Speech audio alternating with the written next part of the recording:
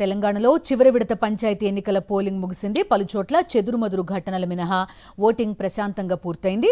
మధ్యాహ్నం 1 గంట వరకు క్యూ లైన్లో ఉన్న ఓటర్లకు ఓటేసేందుకు అనుమతించారు అధికారులు. మధ్యాహ్నం 12 గంటల వరకు సుమారు 53% వరకు పోలింగ్ నమోదైంది. ఉదయం చలి కారణంగా మందకొడిగా మొదలైన పోలింగ్ తర్వాత ఊపందుకుంది. కొన్ని చోట్ల పోలింగ్ ప్రారంభానికి ముందే క్యూ లైన్లలో నిల్చున్నారు ఓటర్లు. వృద్ధులు, దివ్యాంగులైన ఓటర్ల కోసం ప్రత్యేక ఏర్పాట్లు చేయడంతో వారు తమ ఓటు హక్కును వినియోగించుకున్నారు. మూడో దశ ఎన్నికల పోలింగ్ మొత్తం 3,752 పంచాయతీలకు జరిగింది.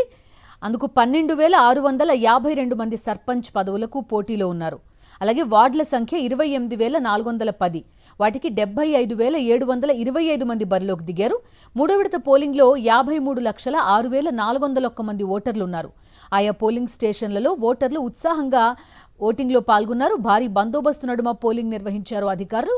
మొత్తం ప్రక్రియను వెబ్కాస్టింగ్ ద్వారా రాష్ట్ర ఎన్నికల సంఘం పర్యవేక్షించింది.